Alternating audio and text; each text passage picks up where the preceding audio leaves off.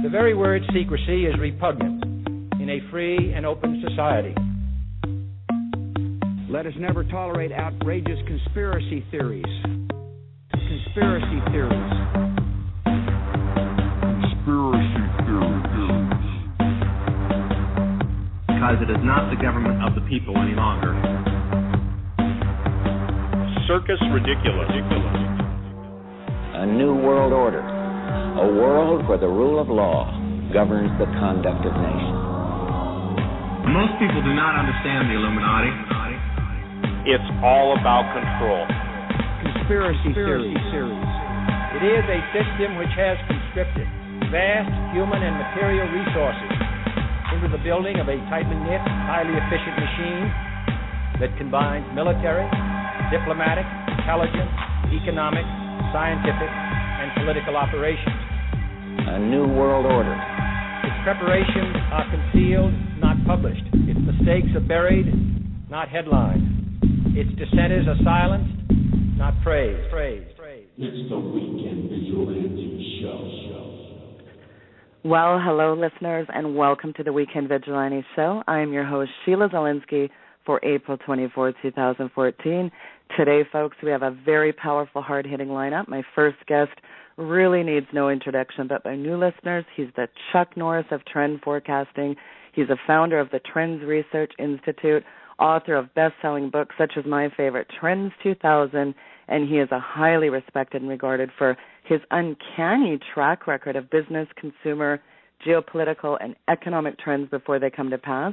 He's a 1-2 punch to the globalists, and he doesn't mince words. Gerald Celente, welcome to the program. There's so much to talk about here. I mean, where does a guy even start here? But, I'm reading the headlines.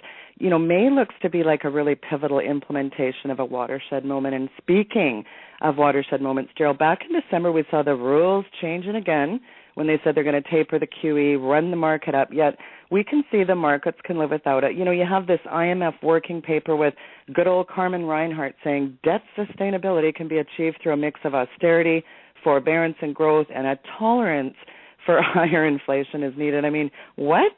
Gerald, the shenanigans, the lies just never stop churning out from these people, and yet we've got people mindlessly muddling along, and they're not going to see this coming. The big question, Gerald, really is what happens when all this exported inflation comes home to roost here and everyone else is trading in currency that's not ours? Well, it's difficult to say because everybody's doing it. I mean, you look what's going on in China. You look at their numbers, their Purchasing Managers Index. You look at their import-exports. You look at their GDP. Everything is down to terrible. And what are they doing?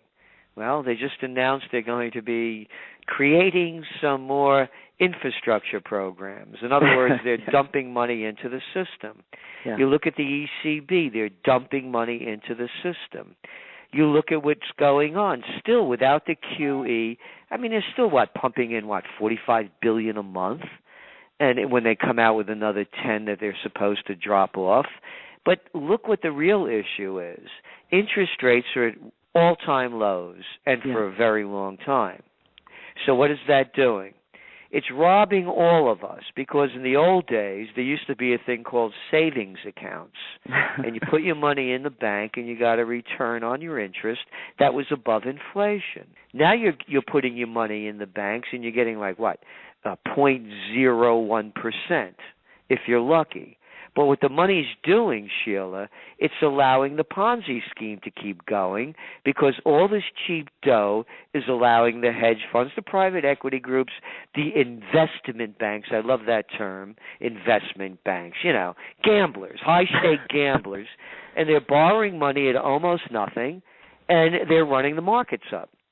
So as long as these interest rates stay low, you're going to continue to see the Ponzi scheme going because they're going to come up with a different label to keep the game on so that the private equity groups, the hedge funds, the venture capitalists, and the investment bankers could keep gambling.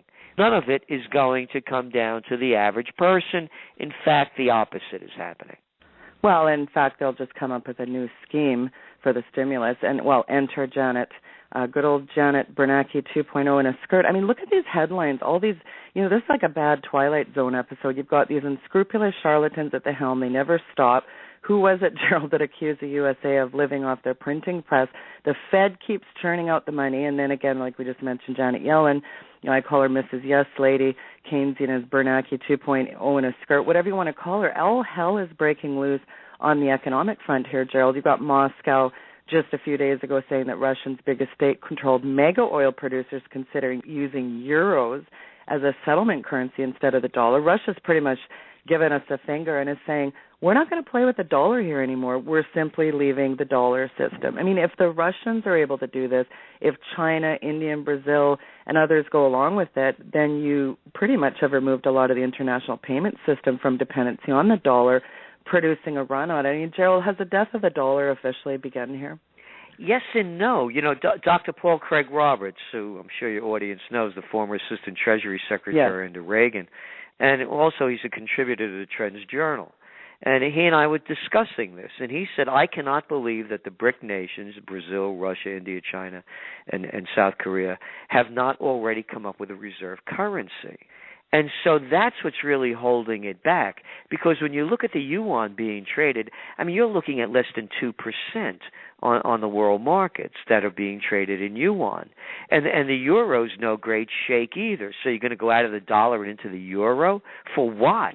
And then because Draghi, the Goldman Sachs clown that's running the show over there, the head of the central bank, he's saying that they're going to do anything they can as well to buy up crap and keep printing cheap dough. So where do you go, and what are the Chinese going to do? They're holding on to what? About $1.5 trillion worth of U.S. treasuries and bonds? So the dollar, although it should be going down and going out, then you have the yen. You got the madman over there, Abe, and with his Abenomics. Their stimulus, Sheila, by the way, in terms compared to the dollar, is 3 times the amount when you look at the GDP of Japan and what they've pumped in compared to what the Fed is doing. Yeah. Where do you go is where it ends up. And to me, that's why I still think gold is still a safe bet. Absolutely. I mean, and then remember when Bernanke was asked if gold is dollar? I mean, this guy, I mean, you just have to shake your head. It's interesting because one of the headlines we saw, and I'm going to springboard into kind of a bigger infestation, we saw this standoff between the Bundy Ranch and the BLM, and that standoff, I think, really represented a visceral example, Gerald, of the growing discontent over an expanding federal government and a perfect storm illustration of an arbitrary and incompetent federal government running roughshod over its citizens, and really the steady erosion of personal wealth and liberty. I mean, really been the result of this Bundy land deal. But here's the bigger piece in this, and I think it's a systematic problem, and it's getting more absolutely virulent all the time. I mean, you see Harry Reid go traipsing off to China back in 2011. He comes back with this partnership with the Yan'an Energy Group, 100% owned by the Chinese government. I mean, this is a clever scheme to sell off below market value of valuable land, mineral, and water rights to communist China so they can set up these large investment zones, economic zones, whatever you want to call them, with American-owned and controlled by communist China corporations, and they're accountable to the Chinese government. So just as we've seen foreign countries owning toll roads and ports throughout USA, they've turned our entire energy grid over to these foreign countries. I mean, there really appears to be a plan in place to establish Chinese ownership of everything, ports, towns, energy, solar, geothermal. And I remember back in the George W. Bush administration, the Chinese were prohibited from buying interest in ports, but of course, Obama reversed that. But we continue to borrow, like you just said, $1 trillion from the Chinese. And you've alluded to, this administration shows no end in sight of running deficits and borrowing from the Chinese. I mean, here's the question, Gerald, has America completely been sold off to foreign nations here? I mean, is America going to have a huge fire sale like Greece where the vultures in control have destroyed everything and just offer up the scraps? I mean, what's left here? Well, go back to Slick Willie Clinton. He's the guy that did the big sellout more than anybody else. He did what the Republicans couldn't pull off. With NAFTA, everybody forgot that one. And how about, the deregulation of the Glass-Steagall Act, the killing of the Federal Communications Act? Hey, you like eating those GMOs? Thanks, Slick Willie, for that. Not enough bovine growth hormone in your milk? This is the guy that really set the stage for this thing. He was the biggest sellout to the Chinese ever. You bet. And now it just continues to escalate. But it's bigger than that because it's when under Bush, when they came out with the line, too big to fail, right in front of everybody's face, that was the end of capitalism. In capitalism, there is no too big to fail. It's called the merger of state and corporate powers. It's called fascism. It's not about the foreigners. It's a fascist takeover by the multinationals. You betcha. Look what's going on. You want a job out of college? You could work for Staples. I got a better one. How about CVS? Why not Walgreens? A little competition there. How about Home Depot? Come on. How about Lowe's? They've killed every act that was put in place. Robinson-Patman Act, Sherman Antitrust Act, Clayton Antitrust Act, as I said, Stiegel Act. Yeah. Everything has been taken out of the hands of the people and given to the multinationals. When I was a kid, there were no hedge funds. There were no private equity groups. There were no venture capitalists. It was against the law. And the other Slimer, that nice guy that everybody loves, Jimmy Carter, the guy that got the ball rolling. He was the one that started the big deregulation under the banking industry that now allows banks to charge us worse than loan shark rates. That's Jimmy Carter. One sellout after another. And what do the people do? Don't raise your voice. Watch your language. Yeah, keep getting felt up as the TSA, molest your little children. This country there's not a man or woman in Congress. That is a really good segue, Joe, because let's think about this. Congress has had a chance to deal with some of the worst decisions ever made. You mentioned Glass-Steagall, but I think about the approval of the TARP program at the end of the Bush administration, where they basically just handed over to Treasury, first under Hank Paulson, to basically put unlimited funds into bailing out virtually any type of financial derivative and asset. This international banking cartel can essentially shut down the economy. Oh, and Dodd-Frank, there's a beauty, an outright attack on our republic. And it's not just simply the removal of Glass-Steagall, but it's complete destruction. This means no jobs, starvation, no way out, and $1.3 trillion in derivative obligations. How does Congress willfully go along with the destruction of the country, Gerald? I began my career at a graduate school going way back in the early 70s. I used to run political campaigns in Westchester County, which at that time was the richest county in the United States. And they sent me up to Albany, and I was the assistant to the Secretary of the New York State Senate. And then I was in D.C. for several years as a chief government affairs specialist for the chemical industry, Roman Haas, Lonza, DuPont, Union Carbide. I got to see it on both sides. So when you talk about Congress, you're talking about the same people that you couldn't stand in high school and college that wanted to be class president and head of the student council. How could anybody look up to these people? All they are suck-ups, brown-nosers, glad-handers, overly ambitious. They'd sell your mother or mine to get anywhere they need to go. So when we're looking to Congress, we're looking at the same people we couldn't stand in high school and college. But there's one element worse. They're murderers and they're thieves. Yes. They start wars and kill millions of innocent people, and your kids too, and they steal your money. So my campaign slogan for 2016, why aren't you tired of voting for a lesser of two evils? How about Charles Manson in the White House? Let's call it what it is. Let's stop the charade. Well, let's not break up the gang, the Bloods and the Crips here, though, Gerald. Well, that's what I'm saying. I'm voting for a lesser of two. Okay, go for the whole deal, man. Why pretend? So that's where we're at. And the people, I look around, what people look like, what they dress like, what they eat, what they watch, what they think. I'll go to a party, and I think I'm around sane people. And then all of a sudden I'll hear, that Putin's just like a Hitler. And I'll look at the person and say, where'd you pick that line up from? Well, I said, do you know about Victoria Nuland? Well, I don't need to know about. And I'm talking about a guy that's the head of a journalism department for a major university. Wow. Yeah. Well, speaking of mainstream spin doctors, when you read these CNN, I call them clown news network headlines, and MSNBC. I mean, you must shake your head. There's no integrity in the media. The spin doctors are talking heads all over there. They're always saying, we're in recovery, nothing to see here, folks. Yet the dumbed down masses, and I think people even with the most virulent case of economic normalcy bias are looking around still saying something stinks in Denmark here. I mean, money inflation, price inflation, stagflation, this triple-headed beast here. Think of the hyperinflation that's built into the system, the magnitude of the debt. What, they just apply the full weight of the hyperinflation, take it out on the citizens? I mean, this really looks like the perfect storm for a global economic system or a one-world system, doesn't it?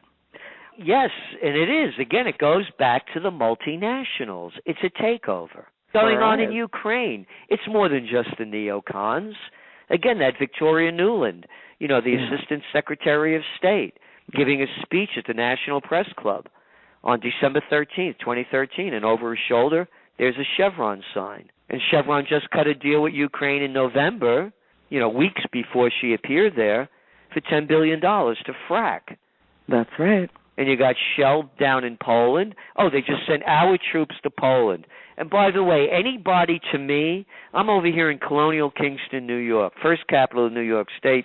The British burnt this place down in 1777. It has roots in the Revolution. Anybody that sanctions sending our troops, sending our money to other countries is a traitor to everything this country was founded upon by the founding fathers, the people that fought in the Revolutionary War. No foreign entanglements. And what I'm going to be doing, launching in the Trends Journal, which will be out next week, is an Occupy Peace movement, and it has a focus. No foreign entanglements, rebuild America, close down all the troops overseas, bring our money home, our people home, and focus on rebuilding this country. Because I don't see any other way out there is no other way out.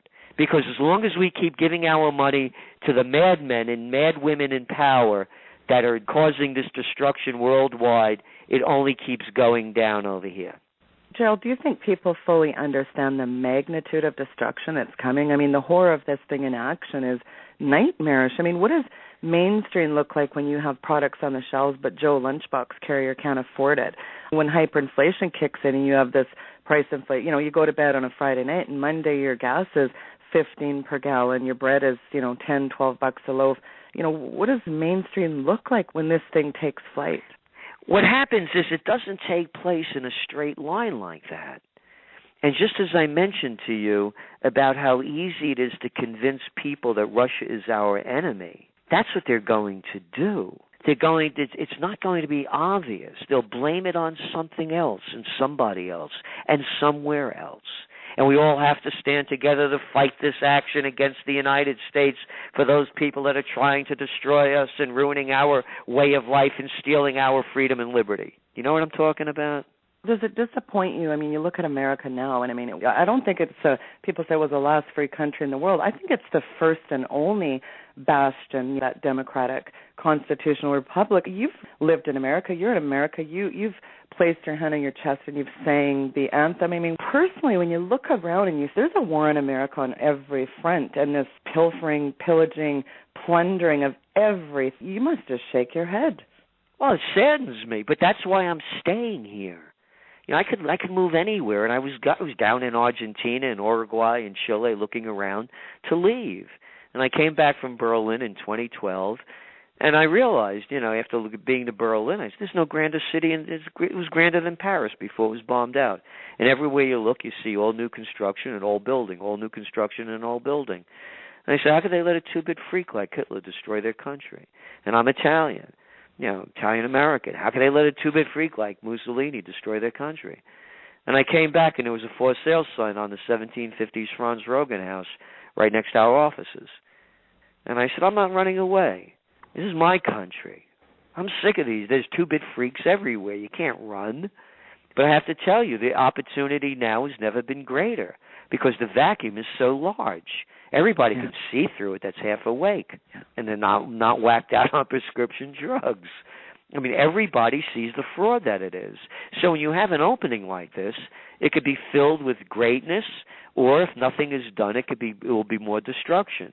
So I'm going for the greatness. I think this is a wonderful time to have a new direction, and that's why I'm putting my money and my heart and mind where my mouth is. Yeah, Big Pharma. I mean, I don't know if it's our GMO food, Gerald, our fluoridation and Big Pharma runoff in the water, the chemtrails. But let's face it here, we have got a dumbed-down public. They're walking around in this dystopic trance, shrugging their shoulders, singing Kumbaya while Rome burns around us, acquiescing to this thing. Yes, there's people awake, but, I mean, we're so dehumanized. We're being taught to love our servitude while they usurp our freedoms because it's safety over freedom, remember, Gerald. I mean, we're being really taught to love and embrace our servitude. I mean, it's full spectrum dominance over every area of our lives. It's sit down, shut up, you'll do what you're bloody well told, and don't you dare question your government or you're a terrorist. I mean, body scanners, citizen spies, sound cannons, drones, stage terror. There's Big Brother meets draconian police state here. And this extirpated Constitution, I mean, it's a soft kill culling here. And, I mean, it's only really the beginning of the nightmarish New World Order's eugenics plan, isn't it here, Gerald? Well, again, that's who's in charge now. Here's the way I look at it. I say 80% of the people are exactly what you described. The zombies. They'll just do anything and eat anything and drink anything and follow anything. And then there are the 10% that are in power right now, the destroyers. And I believe there are 10% that are builders. And I believe if the 10% put their minds together, their hearts together, and their morals together, we could have a different direction. It doesn't have to go this way. It's not. Nothing takes a straight line, and it's happened before in history. I mean, after all, the Renaissance followed the Black Plague because people were hip enough to understand that my God, we're doing something wrong here. And what did they do? They went back to the past. Alle Romana e all'antica, in the manner of the Romans and the ancients, to describe the quality of their work. So what I'm saying, look, I realize that America's always been a country, of discrimination and inequality, and I mean, look what they did to the American Indians, my God. And but there was something else this country had that no other country did have. And there were elements of freedom and liberty, and it was the envy of the world because you had an opportunity to create your own future at one time. And so what I'm saying is I'm looking for a restoration of America. I'm not going to let these little boys and girls lead me. Why not take a different path? And that's what we're doing with the Occupy Peace movement. No foreign entanglements, rebuild America. And we're also trying to get it on every ballot in every state. And I'm also a believer in direct democracy, as they have in Switzerland. Switzerland, yeah. I mean, after all, it's the richest country in the world. The food's real good. Everybody has guns. They don't kill each other. There haven't been a war since 1850s. Say, well, we'll have mob rule. What do you think you got now? You got a gang of 535. They call themselves Republicans and Democrats. So you aptly mentioned Bloods and Crips. We got a mob ruling us now. Let us decide our future. As you well know, when the Too Big to Fail scheme came out, the people were against it 500-1, and they shoved it down our throats. Yeah. So what I'm saying is, I believe we could go in a new direction, and that's why I do what I do, and that's why I could tell you, Dr. Paul Craig Roberts, who's a friend of mine, he does it for the same reason. We believe the vacuum is so great now. We're coming into a presidential election that nobody really cares about. I mean, who's it going to be? Will it be Rand Paul or Ted Cruz? Maybe Marco Rubio. How about, will it be Hillary or Biden? I mean, come on. How about, Mutt and Jeff? Or Fred and Barney Flintstone, maybe. Yeah. Are you surprised, speaking of the gun grab, were you really surprised that last week Bloomberg announced his big $50 million gun grab here? I mean, it just never ends with the gun grab. No, I'm not surprised at all. Again, I'm, by the way, how I address them, so, I'm all in favor of gun control. Let's start with the military. You guys got fat mouths out there, and you want to talk about gun control, let's start over there. And then after we start over there, Junior, then let's go to the militarized police. You got that in your head? And then after we finish with the Pentagon and then the militarized police, then come and talk to me. Well, the litmus test, that should arrange that, isn't it? The new litmus test of leadership in the military is if they'll fire on U.S. citizens or not. These guys, I mean, I was at a thing the other day, a young boy, he hates school. I said, what are you going to do? He said, I'm going to join the military. So that's it. There's no opportunity. People are either working for the military, they're working for the state, corrections officers, one after another, social workers. There's no jobs. Everything. I was talking to somebody that have a small radio station. They can't get any ads. You know why? Who are they going to get ads from? There are no businesses around. Staples isn't going to buy ads from them. Walmart's not going to buy ads from them. Macy's not going to buy ads from them. So what I'm saying, Sheila, is I'm going for a restoration of America. I believe in a renaissance. It happened before. History doesn't take a straight line. And I say if Obama can, Clinton can, Bush can, only speaking for myself, I can. And if you think their mother's better than yours, hey, fine. The jig's up. This Great Depression playbooks exposed, the Ponzi schemes revealed. We're not even being cited anymore. We're being vetted as the source of all the bond fraud, the source of the Forex fraud, the source of the gold market fraud, the derivative fraud. Emerging markets are figuring out this fake fraudulent system. No one wants to do business with a crazy, out-of-control sociopathic group of lunatics running the U.S. Exactly, but that's what I'm saying. They don't have to run the country. It can change. Anyway, that's what I believe. You know that story, how on one island all the monkeys started doing the same thing, and then on another island that was remote from it, they all started changing. The people are in control, and they don't know it. Again, you only need 10%, and we don't have to live like the way we're doing. We could rise to higher levels. That's what I believe. I have a lot of people that did email it, just getting inundated in the chat room. One of the things people kind of wanted to get your take on, this World War III looming scenario, and they did want your take on what happened in Nevada with Cliven Bundy. What are your thoughts on all that? Well, World War III, if we keep letting these lunatics continue to do what they're doing, just as they're sending troops to Poland now and beefing up NATO around Russia, it could be the last war. I've been writing about this, and I've been writing about Cold War II now for, years. And if you pick up the Trends Journal back in January, we said that the Ukraine was going to break into a civil war. Yeah. And the Bundy thing, it's significant in the point of what I'm saying. People having the courage to fight back. The details aren't important in the sense that they're screwing us in 100 different ways, and the politicians are criminals in so many other ways. The point of that's important to me is having the dignity and the courage to stand up and fight back. We hope to get our country back because our founding fathers, let's face it, they'd be shooting by now. Well, again, and that's the other thing. I don't support the troops. I don't support them at all. Bring them home. I don't want my money going on. I don't need a guy, I'm a tough Navy SEAL. Save it. I don't want to hear it. Well, it's okay because we've got, how many thousands of Chinese and Russian troops on our soil, these foreign troops everywhere. I'm sure that'll be the nice playbook when everything rolls out. Oh, that's the other thing, a self-sufficiency economy. You put back the trade barriers, you put them back up, you end NAFTA, a self-sufficient economy, we deal with each other. Buy, build, and live American. If you don't like it, then get to another country. This isn't the place for you. That's the way I see it. Amen. Well, I appreciate you weighing in today. It's always a pleasure. My audience loves you. We salute you. You've been just absolutely out there in the trenches, and we thank you so much. We want you to come back and visit us soon. And if you could please give out your website for the folks listening too, Gerald. Sure, trendsjournal.com, and the new one will be out on Monday. And, Sheila, we make it available to everyone that we can. We have a discount request page. We know people are having a hard time, but we want them to prepare for the future. And it's the only magazine in the world like it. It's 50 pages, full color, and no advertisements. And it's the only place to read history before. You don't have a Walmart ad in there? Well, I got 6 of them, actually. Well, any final thoughts, Gerald? Yeah, it's up to the people. And when people change, everything changes. It's the 100th monkey.